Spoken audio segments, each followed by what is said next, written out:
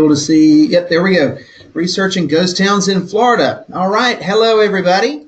My name's Josh Goodman. I am the archives historian at the State Archives of Florida here in Tallahassee. This is my contact information. We will show this slide again at the end of the presentation, so if you're furiously scribbling right now, don't worry about it. We'll have this up again. We certainly love to hear from you and any questions you have about the content of today's presentation or some of the other records that we have here at the State Archives of Florida. So just a little bit, I noticed we've got a big group today tuning in to us, and that's fantastic. So just a little bit about sort of who we are and what we do. The State Library and State Archives, we're all located in one great big building here, 2 blocks behind the Capitol in Tallahassee at 500 South Bruno Street. We are open, much like any other public library, from Monday through Friday, 9 to 4:30, except for state holidays. And unlike, a lot of folks feel like you have to have some kind of special permission to do work in the archives, or that you have to be an expert or something like that. But that's not true. You don't even have to have an appointment to come in. If you see records in this presentation that interest you, or if you learn through some of the processes that we'll go through today, if you find some records that you'd like to get a look at, you can just walk right on in when we're open, and we have a full reference desk staff that can help you. You can also call in to that reference desk, and they're certainly glad to help you with any questions that they have. So you do not have to be an expert to use the materials at the State Archives of Florida or the State Library. It all belongs to all of you as citizens of the state. Also, if you do come and visit us, we have free parking. We've got a parking garage just down the street from the building. It's adjoining the building, so you can just park right there, and we'll get you in the building. All right, but we're here to talk a little bit about ghost towns. As a matter of fact, I was just in the reference room today, and someone came in talking about a town right here in Leon County called, I think he called it Hudsonville. Don't hold me to that. But I think and what it was an old turpentine town where a company had established sort of a little company town, just a camping place there for the people who were working in that particular turpentine operation. And it was there for a number of years, and then it was gone. And so he had some questions for us about sort of, how do you go about researching this town, and what happened there, and who lived there, and when was it active, and that sort of thing. And so that's what we want to talk about today, is when you run across these, either through doing genealogical research, or if you're working in local county history or something like that, and you know of some town or some settlement that used to exist, but it's gone now for whatever reason, how do you go about researching that? So I thought we'd start out by talking just a little bit about how does a town become a ghost town. So there's a lot of different ways that can happen, but let's look at some of the most common. So for example, sometimes an industry that was sort of the reason a town existed can go away or maybe move to another place. And Florida has had several industries like this in the past that are particularly prone to producing ghost towns. The example I have up here on the screen, you'll notice the red arrow is pointing to a little town here in Polk County called Brewster. And Brewster was essentially built up from scratch by a company called the American Cyanamid Company. And what they did was they mined for phosphate rock down in Polk County. There's a number of different places in Polk County that were in that situation where they mined for phosphate rock, and then as soon as they ran out of the rock in that area, they would abandon the town and then move on to some other place. So that's also a big deal with turpentine, because turpentine was really big in the extreme late 19th century and the first few decades of the 20th century, especially in North Florida. Turpentine is real big. But then after World War II, when synthetic turpentine kind of took over the market, those natural turpentine companies sort of started falling off the map. And so all of those places where they had established these big company towns with commissaries and hotels and even, movie theaters and bowling alleys and stuff, they started to disappear into the woods, and because they were no longer needed. The timber industry is another one that does that, because the way that the timber industry used to work before we had such a large network of paved highways is, you would build a little tram railroad, just this little lightweight railroad, into wherever the trees were that you wanted to cut. You would bring in the equipment, usually steam-powered skidders, they call them, and then you would log all of the trees in that little area right there while everybody camped out at a little temporary town. And then, the logs would all get taken off on the railroad. Once the logs were all gone, they would take everything. All the buildings would be gone, the railroad itself would be gone, and they'd move on to the next place. So yes, industry collapses or departures can produce ghost towns. A number of the map dots on the Florida map will have resulted from something along those lines. Another cause that is particularly prevalent here in Florida is natural disasters. And the version of that I've kind of pulled up here is you'll see the red arrow is pointing to a little town called Magnolia.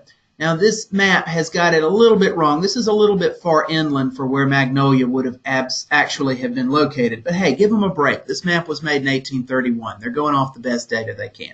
Magnolia was located a little closer here to where the St. Marks and the Waukulla empty out into Apalachee Bay here. So Magnolia was destroyed by a hurricane during the territorial era. And there were other towns built in this area. Port Leon, that's another one that was built in this same area around Fort St. Marks that was also destroyed by a hurricane. And then after both of those towns had been destroyed, then they created a third town called Newport, which still exists. It's a little bit of a map dot. It's certainly much smaller than it was back in the days when cotton was actually being transferred from these plantations up here in what we call the Red Hills region and being taken down to the Apalachee Bay here. But still, that's Magnolia and Port Leon. They were destroyed by natural disasters. So that's another way that these get created. A third reason is that sometimes towns you've heard of or towns that you've seen on a map that you're calling ghost towns, sometimes they're not actually towns. And we're going to talk a little bit today about where map makers get their data from, because I know that's one of the questions we get the most on is people will be like, well, where do the map makers in the 1830s and 40s, how do they know where to put the dots? And we're going to talk a little bit about sort of why that is. And this is a good example right here. This is a map from 1902 of Taylor County, Florida, which happens to be where I'm from. And you'll see on here they've got this nice great big circle here for Perry, and then they've got all these little circles all around here. Believe it or not, none of these places, not even Perry at this time, was actually an incorporated town. Now Perry was a town. It was the only thing out of all of this that really could be called an honest-to-God town with a street grid and with a vibrant business culture and all this sort of thing. What a lot of these other little map dots are, like Lake Bird and Blue and Waylonzo and particularly Colfax, Lake Joe, and Register, they were post offices. They weren't actually, some of them might have had maybe a general store or two, but they were really just post offices. And so you're thinking to yourself, well, why would they just put post offices on the map? And the reason for that is because when the map makers were going to get the data to put on their maps, post offices produced some of the biggest paper trails. And so they could actually get location data for where these things should be in relation to some of the bigger places like Perry. And so they put these on the map because they could actually get information about them. You could actually, just for this county alone, there's probably at least a dozen or more named places that didn't make it onto the map because unlike these post office locations, they don't produce the same kind of paper trail. So that's another source of ghost towns, is things that weren't actually towns. They're just post offices that happen to be in the middle of a neighborhood, sometimes named after somebody who lived in the area. Like this one, Waylonzo, for example, is named after the first postmaster, Waylonzo Johnson, I think his name is, or something like that. But it's the postmaster's first name. So what are the things that we can know about a ghost town? Because this is how we're going to kind of arrange the talk. We can figure out, in many cases, the physical location in real space today of a ghost town, which obviously, if you're looking for if you're looking to figure out who might have owned land in a ghost town, or if you're wanting to actually go out and try to find the site of a ghost town, that's obviously very valuable information. We can figure out who lived in a ghost town in many cases, or more precisely put, we can figure out who owned property where that ghost town was. We can also use some context clues to figure out when a ghost town was active. So let's talk about some of those things. Let's start with the most interesting one, I think, and that's locating a ghost town. Now, the most obvious source of information about that is going to be maps. But the caveat to that is to not just look at one map, but to look at many, many, many different maps. And the reason for that has to do with, again, where map makers actually get their information. When somebody goes to make a map in the 19th and early 20th centuries, you know, they get that data from several different places. They might get some of it from the U.S. Coastal Survey. They might get some of it from the Geological Survey. They might get a lot of it from the United States Postal Service and that sort of thing. Okay, so, you know, it's going to come from lots of different places. If for some reason a place, like let's say that a town that you're looking for had a post office and that's why it shows up on one map, if you were to look at some other map, it might not actually be on that other map. So, for example, I'm looking here at two different maps of Marion County, and if you look at the two maps, many of the place names that are on one are also on the other, but not all of them. You know, so you have to be willing to look at different kinds of maps to make sure that you're actually going to get the one that shows you the location of the place you're looking for. Now, also, if I look at this map right here, this is kind of handy. Let's say, for example, that I was looking for this place Flemington up here in the corner here, Flemington. All right, this is going to help me a little bit because by looking at this, I'm at least going to see what railroad it was kind of close to, and I can see that it's kind of up in the northwestern corner of Marion County. But if I'm actually going to try to go to where Flemington is, then I'm going to need a little bit more precise information than just it's in the northwestern corner of the county. All right, and so that's why what you really, really want, if you can get it, is you want to get a map that has been divided up into townships and sections. Now, that's something where a lot of the resources that we talk about in today's webinar are going to involve you being able to locate or needing to know the section, township, and range of a particular piece of property or a particular location. And the system, it looks a little complicated at the outset, but I'm going to give you sort of the quick and dirty method for determining section, township, and range. How to go from a listing and find that listing on a map so that you'll be able to use a sectional map to the fullest. So, but going back to my Flemington example, with this other map a couple of ways ago, yeah, I can tell that it was kind of close to this railroad. It's kind of close to this town of Orange Lake. It's kind of close to this Lockby thing, and it's in the northwestern corner of the county. But if I get to this particular map, okay, this map has been divided up into the actual township grid system that was originally put in place in the state back in the 1820s into the 30s and 40s to sort of describe where land is in real space. I can actually get a section, township, and range number from this for Flemington, and that's going to help me find out all kinds of things, because once I know what section and township and range this place is in, then I can go look for deeds that are in that same section, township, and range to figure out who lived there. I can look for, you know, any record that is related to land usage, and I can figure out what was going on in that place ever since it was surveyed into the Public Land Survey System, which is sort of the name for this whole section, township, and range system, the Public Land Survey System, or the PLSS. I can, anything that uses that system, I can figure out what was going on in the area of Flemington going all the way back into the early 19th century, maybe even before Flemington even existed. Okay, so again, we will talk a little bit about how to determine section, township, and range. But just a quick little thing right now. What I'm talking about here is the state is divided up into this grid system. It is not the same thing as latitude and longitude. It has nothing to do with that. there are ways to sort of translate between latitude and longitude and the public land survey system, and we will look at an engine called EarthPoint for doing that a little later. But suffice it to say, the public land survey system grid that uses townships, ranges, and sections, that is a completely separate imaginary grid, separate from latitude and longitude. All right. Another type of map that can be very useful is U.S. Geological Survey quad sheets.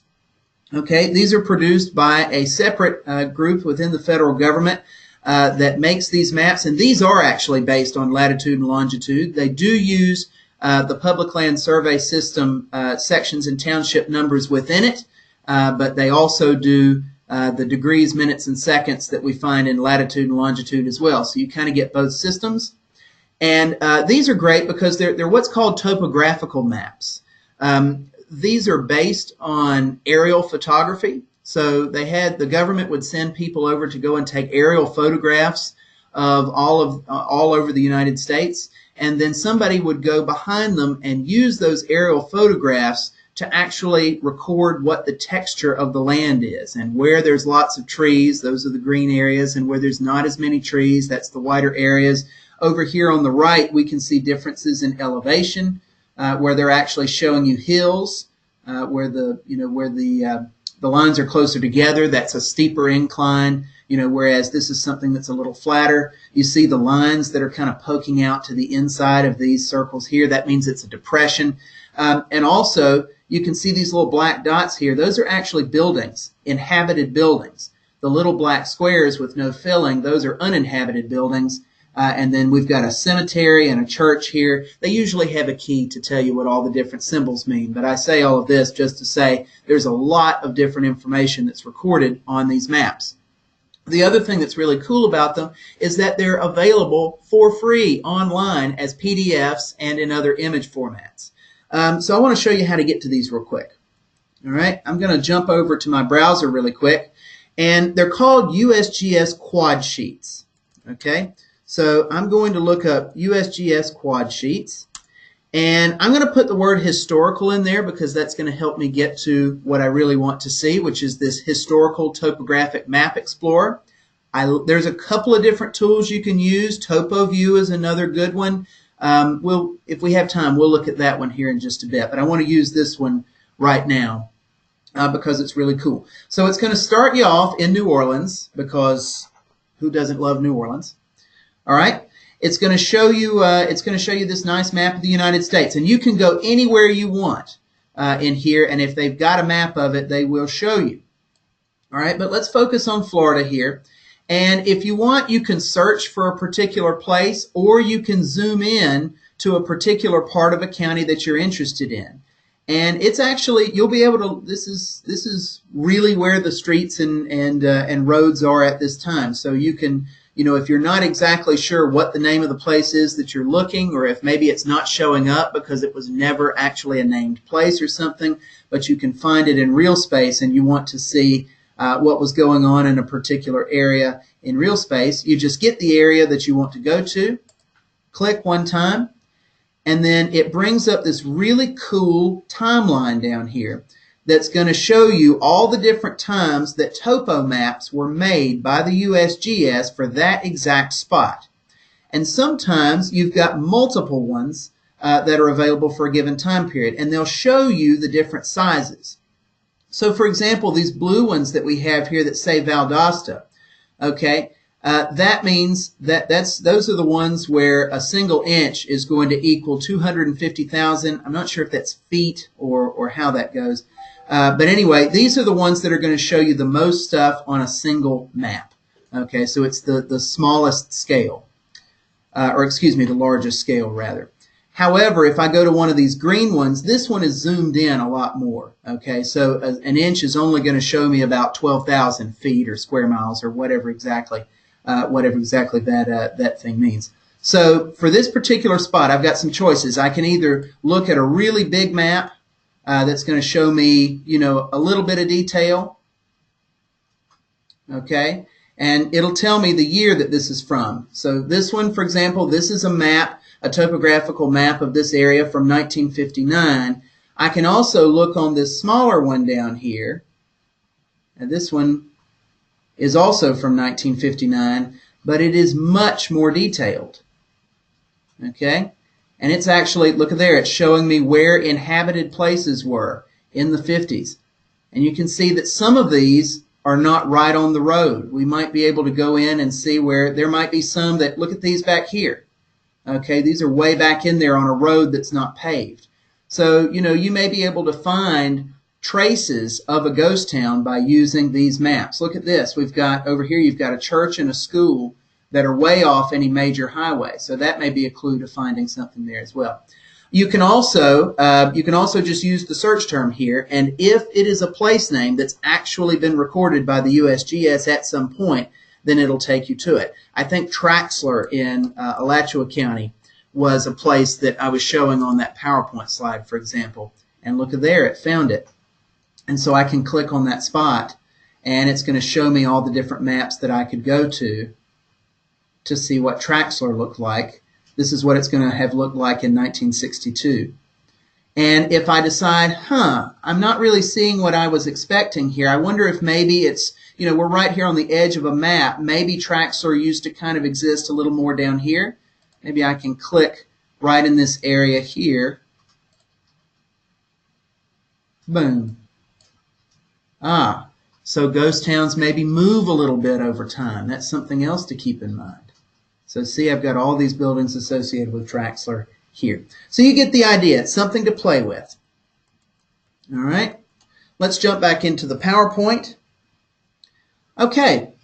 Another really great tool for finding out the location of a ghost town. As I mentioned a little earlier, oftentimes ghost towns weren't really towns so much as just neighborhoods that happen to have a post office. And those map makers love to put post offices on the maps because whenever a post office was established, you had to actually apply for that post office. And when you turn in that application, it's going to actually have to have the section, township, and range where that post office is located.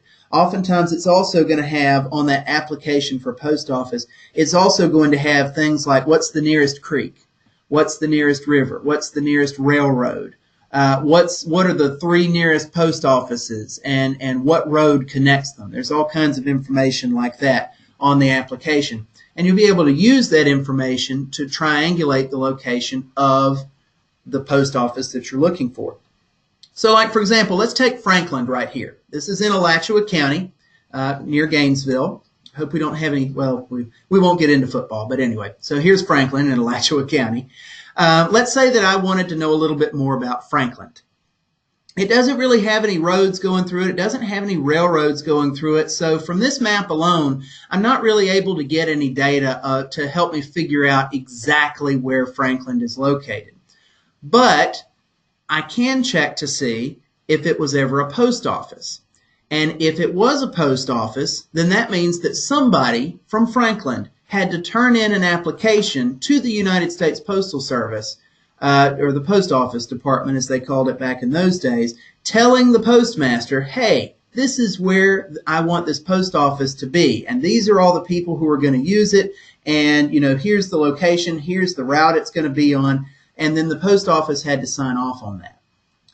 Luckily, those post office applications have been microfilmed, and they are available for research. They're available here at the State Library. They can be requested and purchased from the National Archives. I have the microfilm publication number down here. It's NARA microfilm number M1126.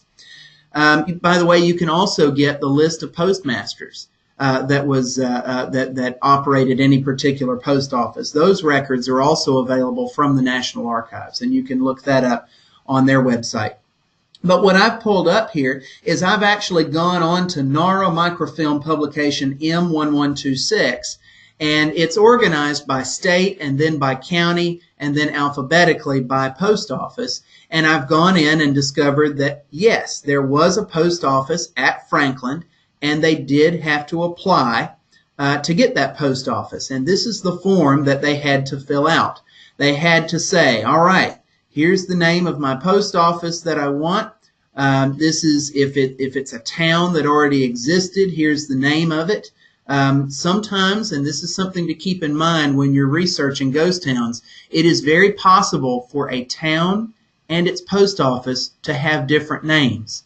And that can be very confusing. For example, in my own hometown, Perry, its post office for years, for even after it already had the name Perry, the post office was called Rosehead.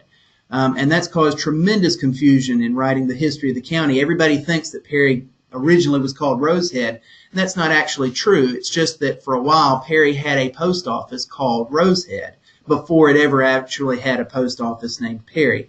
And that can happen with any town, so it's something to be aware of, and you can see that reflected in these forms.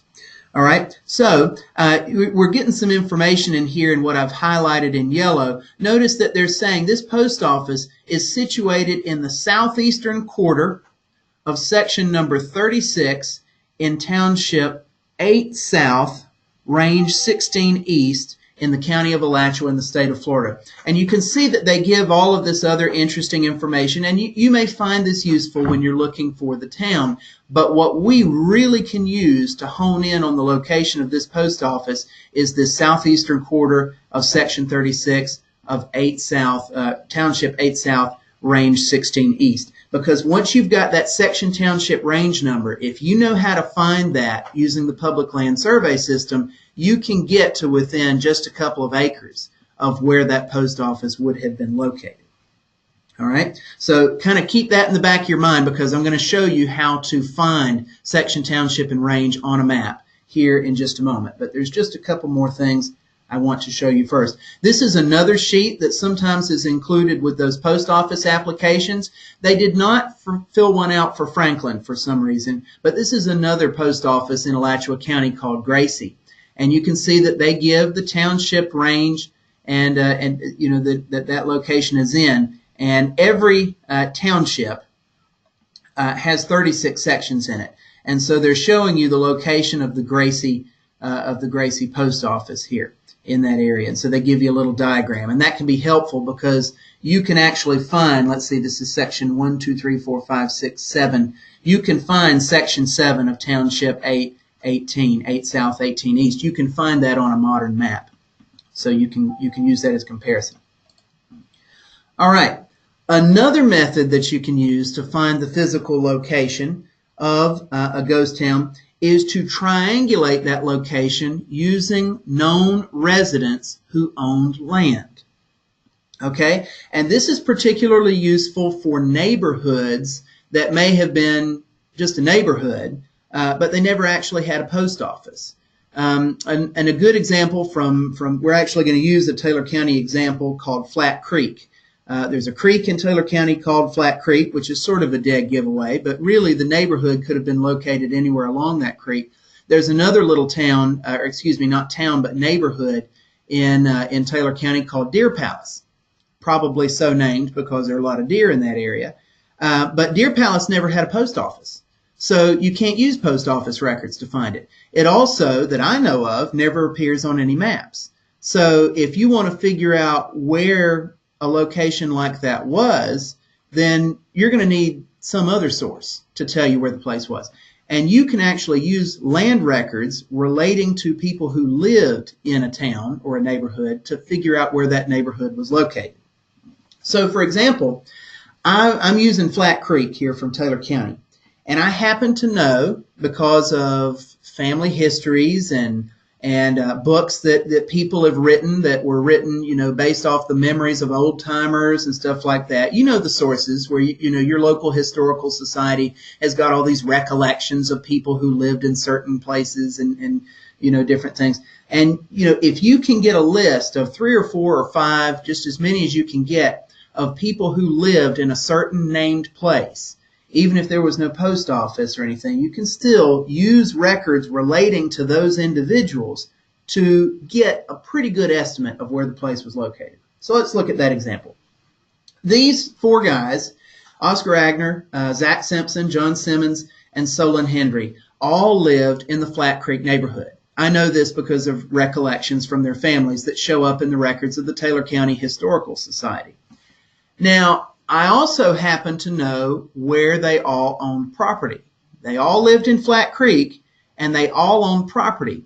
And even though Flat Creek, there are no records that tie Flat Creek to a specific section, township, and range, these individuals who I know lived in Flat Creek, I can tie them to specific section, township, and range in the public land survey system because they all received land that they owned when they lived in that area. Now, all of these that I have pulled up are patents where these individuals acquired this land directly from the federal government. You could also use private land transactions because not everybody got their land directly from the federal government. Many more individuals actually got their land from a private transaction between two private individuals. So to do that, you would actually go to the county courthouse where that land is located, and it would be indexed in the records of the county clerk of courts. Now, we've got a whole nother webinar that we've done on using land records for genealogical research. And if you go to that webinar, it'll explain a little bit more about how you find these records of these individuals. But for now, suffice it to say that we have these four guys. We've got land records from them, all pointing out. And if you look at where they are, we've got section 19 of 3.8, section 20 of 3.8, section 18 of 3.8, and section 31 of 3.8. You can already see that we're starting to get a pretty good idea of the cluster. These guys are all kind of in a cluster. They're all in different sections, but they're all in the same township. So let me show you what it looks like when we actually plot that onto a map. Okay?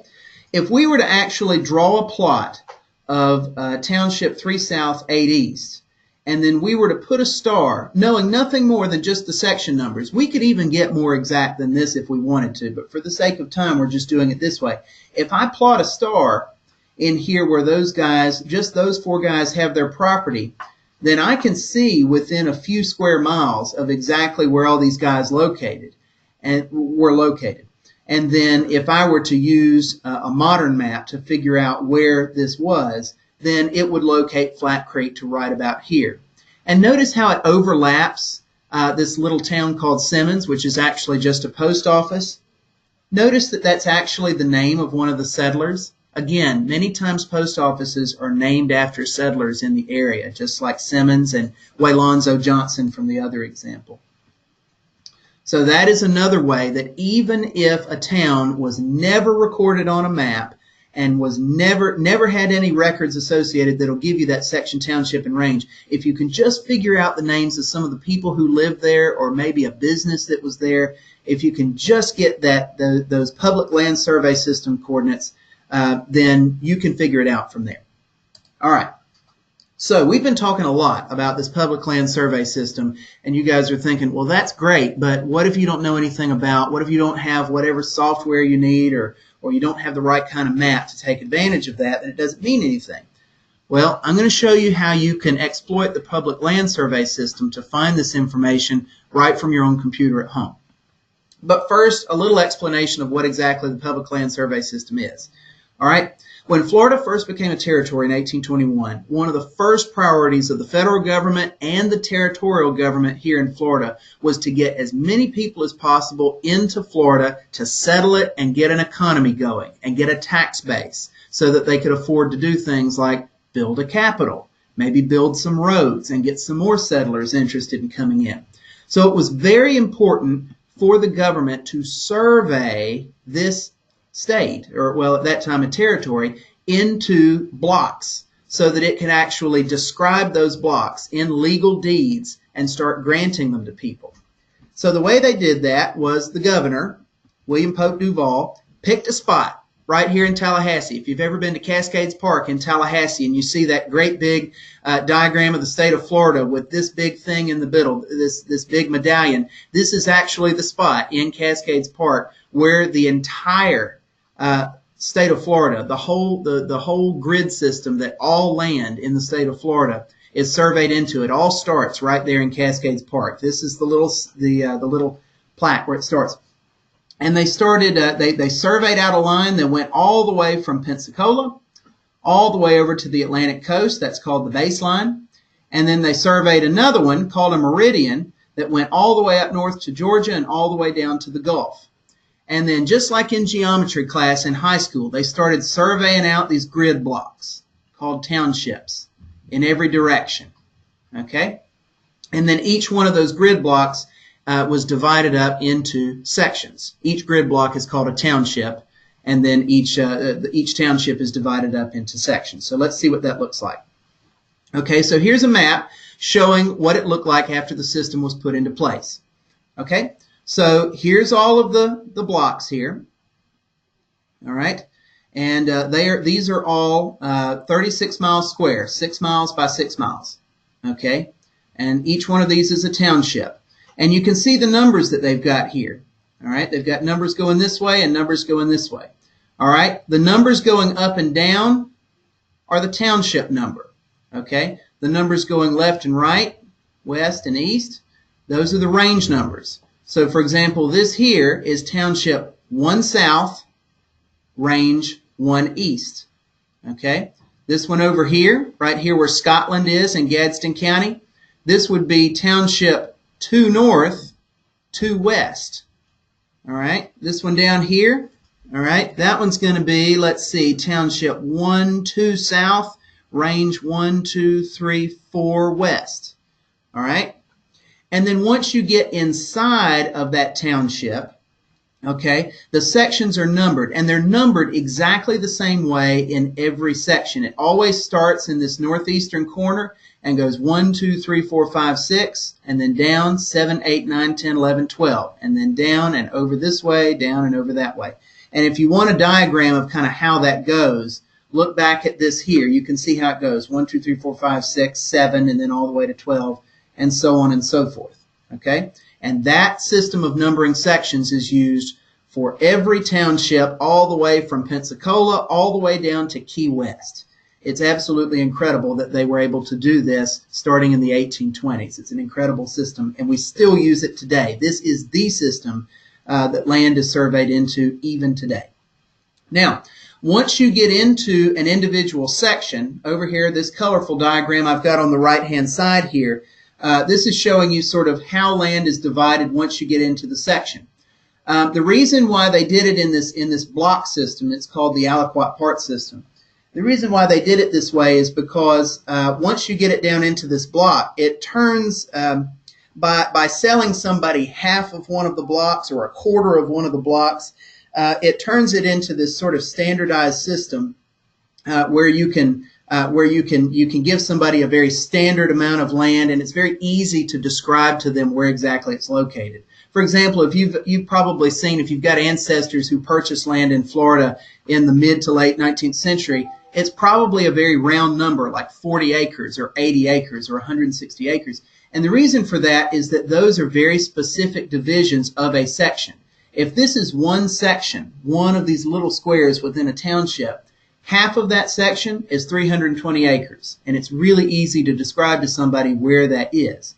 All right, 40 acres is going to be a quarter of a section. A quarter of a section would be 160 acres. So you get the idea. All right, so that's kind of how the public land survey system works. So let's walk through one example of how you would locate a specifically described land. So this is what you do when you're researching your ghost town and you find a reference, either through a post office application or through the land records of some specific individual who lived there. Here's how you go from having a written description of where that land is to finding it on a map. So this, for example, is this is a land patent belonging to a guy named Nicholas Branch. All right, and in this patent from the federal government granting Nicholas Branch this land, it describes to us exactly where his land was located. Okay, he was given the northwest quarter of the northeast quarter of Section 7 in Township 2 North, Range 2 East. Okay, in the District of Lands subject to sale at Tallahassee, Florida. Now, Tallahassee, you can't use, when it says Tallahassee, that could be almost anything. It doesn't necessarily mean it's really, really close to Tallahassee, because there were not very many land offices in Florida. There was one in Tallahassee, one in Noonan'sville, a couple others, but just because it says that doesn't mean it was necessarily that close to Tallahassee. All right, so here I've got my legal description over here. Northwest quarter of Northeast quarter of Section 7, Township 2 North, Range 2 East. Let's find the township block first, okay? Township 2 North, here's my township numbers. So 2 North, Range 2 East, 1, 2. So we know we're going to be in this township somewhere, okay? Let's look next for the section. Section number 7. Look over here. I've got the grid here. We know we're looking for section number 1, 2, 3, 4, 5, 6, 7. So let's go back to our township here. 1, 2, 3, 4, 5, 6, 7. So we know that the piece of land described in Nicholas Branch's deed there is in this section right here. And we know furthermore that he was granted the northwest quarter of the northeast quarter. So it's going to be, okay, all right, he's over here. We're in 2 North, 2 East. We're in Section 7. It's in the northeast quarter, and then it's in the northwest quarter of that. So it's going to be roughly right about here. And we could get even more exact, and which I've done right here. If we were to zoom in, that is the piece of property that Nicholas Branch was granted. Okay? So you're thinking to yourself, well, that's great, but how do I find out where that's located today? You got some options. All right?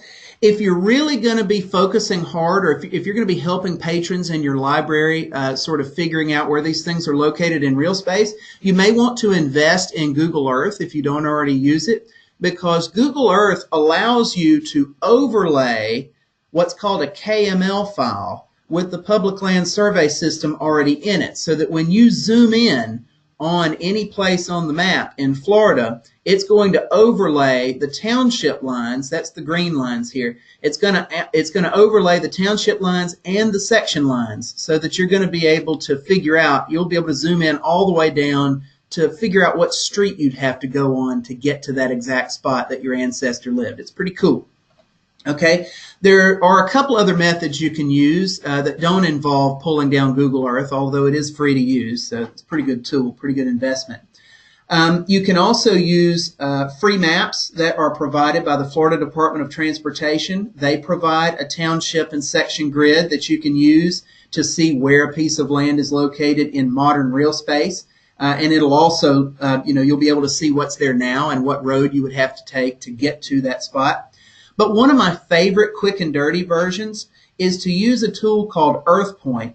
And what it'll do is it'll translate a section, township, and range listing into real points that you can load into Google Maps without even having to download Google Earth. So I'm going to do an example of that for you real fast, because that's one of the quickest, easiest ways to do this. So I'm going to write this down, jot this down real fast. Okay, we're looking for Section 7 of 2 North, 2 East. Okay, and let's go get into EarthPoint really fast. All right, and I'm just going to Google it. It's EarthPoint. I'm going to write down PLSS. Okay, township and range. Very good.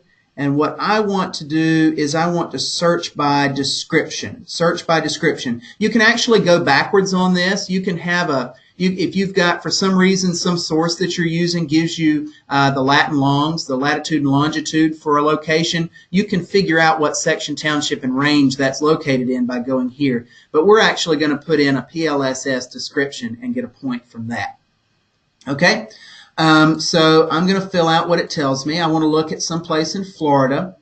I'm going to use Tallahassee. That is almost always the meridian you want. Very, very rarely would you use St. Stephen's. So always Tallahassee. All right. And my legal description says that I'm looking for a piece of land in Township 2 North, Range 2 East, Section 7. And now I want to view that. Okay. All right. So it's given me two different options here. It's giving me a set of coordinates that go to that township, but then it's also giving me a set of options that goes to that specific section within that township. So this is like the bigger square, and this is the tiny square, one of those 36 squares within that township. This is the one I want because it's going to get me the closest to where our buddy Nicholas Branch actually had his property. Now I've got some options here. It's giving me all of the coordinates necessary to draw a box around that entire section, but it's also giving me a convenient little one coordinate listing here, and what that's going to do is let me put a dot right in the middle of that section. Very handy for this sort of work. So I'm going to actually just copy that, Control C, or you can right click on it if you like, and then I'm just going to go to Google Maps. Okay? And if you put that in there like this, all right, those coordinates, it's going to actually be able to take you right to it. You notice that when we were looking at it on the old map, remember that it was just to the west of Miccosukee? Just to the west of Miccosukee. There it is. And see, now that I know the exact center point of that section, I can figure out what's going on in that neighborhood. What does it look like now? I can maybe even turn on the satellite layer and I can get a sense of, you know, what kinds of features that land had. And you can get even more specific than this, but this is a good tool, kind of a quick and dirty tool to get you right into, you know, trying to figure out where a piece of property is in real space.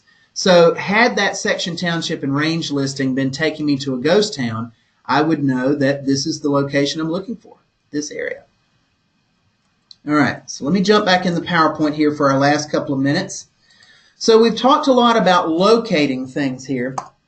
Now, the other two pieces to this, finding out who the residents were and finding out what was going on in a ghost town, really it's all about doing the research that we just did in reverse. Okay? So, for example, if we find out the location of a place like Franklin, like back when we were looking at Franklin, way back here. Okay, if we were to look at Franklin, once we've got that, you know, this section, township, and range location, we can use that to compare it with other land records to figure out what's going on in that area at any particular given time. Okay, so for example, Franklin is in section 36 of township 8 South, 16 East. Now, anytime somebody purchases land, either in a private transaction or from the federal government, then that's going to produce a paper trail. There's going to be deeds for that transfer of land. And so you can either go to tax rolls or to private deed records, or you can go to federal land patents and look for other property that's from that area. What I have pulled up here is an example of a tax roll. Every year, of course, people are taxed on the property they own. And usually the way the tax assessor would record that information in the tax roll, at least the way they did it in the 19th and early 20th centuries, is for every head of household, they would write down the location of all the land that they have. See, here's the section, township, and range listing. And so you can use that.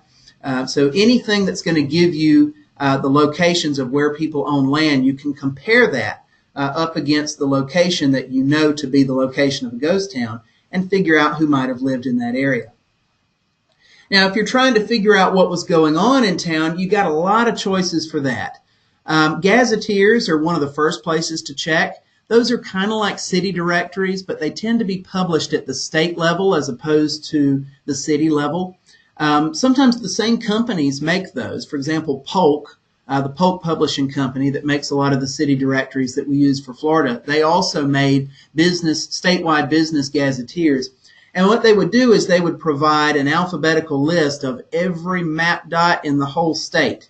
And whether they had lots and lots of stuff going on, like Mount Dora here in Orange County, or if maybe not quite as much is going on, like Mosley Hall here in Madison County or Moss Bluff.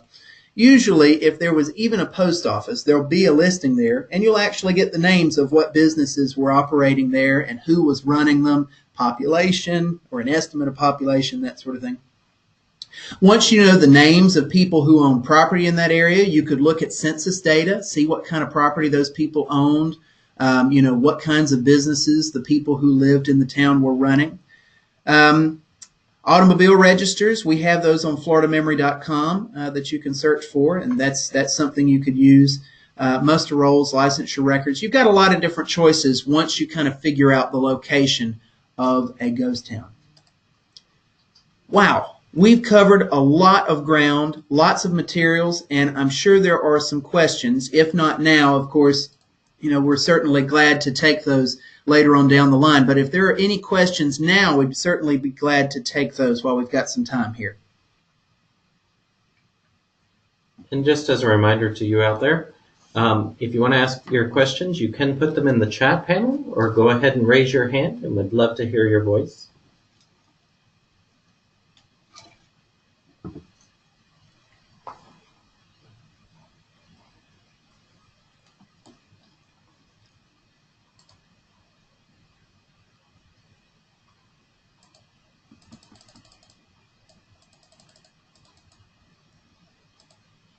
Well, I noticed somebody said that they had 3 different people asking about ghost towns in Polk County just in the past week.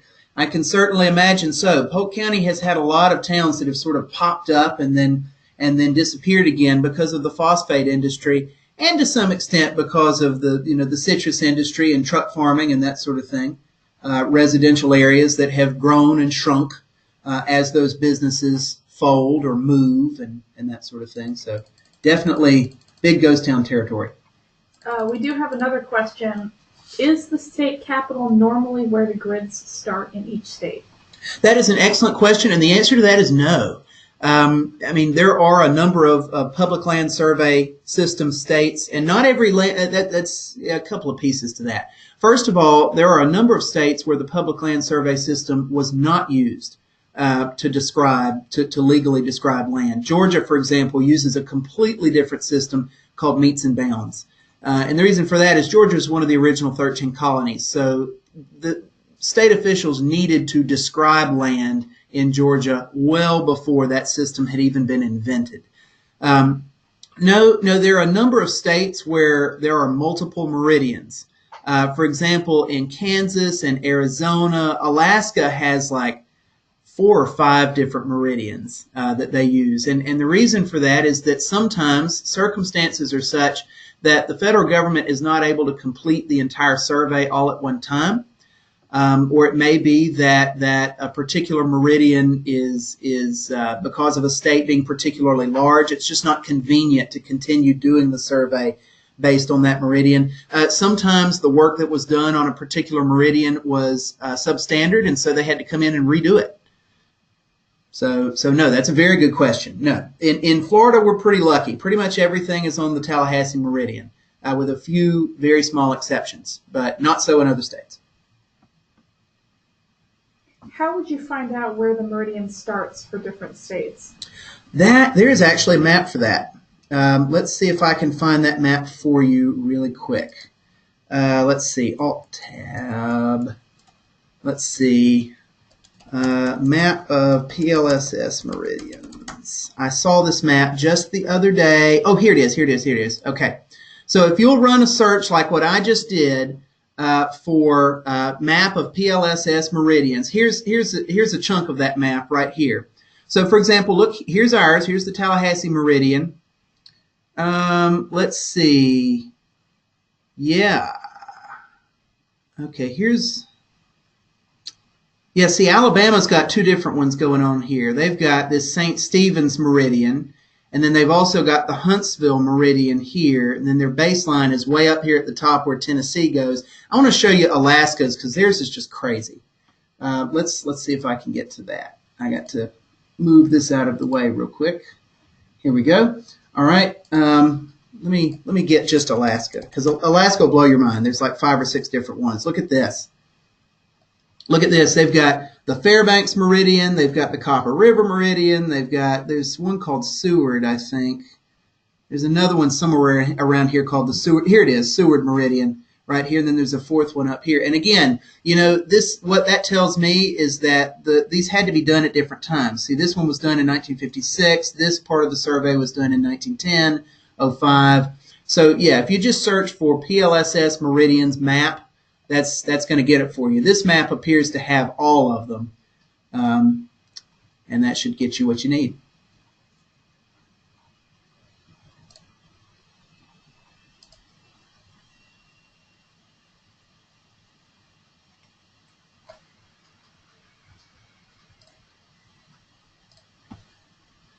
Great questions. Any other questions for anyone today?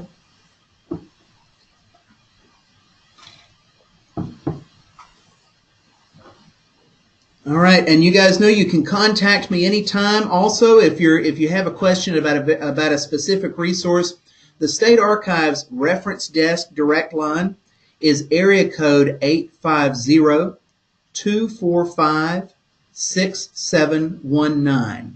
6719. And I love getting your questions by email or phone, but if you'd like, you're certainly welcome to contact Reference as well. They're always happy to help.